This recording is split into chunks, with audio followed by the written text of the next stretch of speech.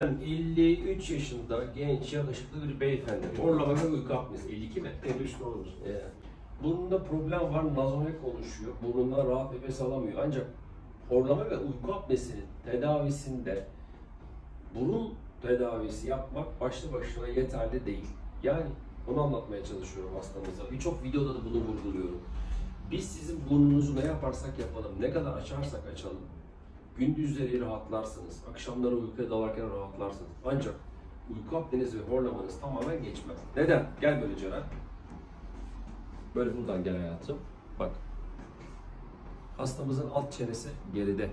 Boyun ve hyoid mesafesi ne kadar kısa. Yani buranın bu volümün olması, hastamızın uyku apnesini ya da horlamasını en çok tetikleyen faktör. Dolayısıyla tedaviye başlamadan önce muhakkak uyku testi şart.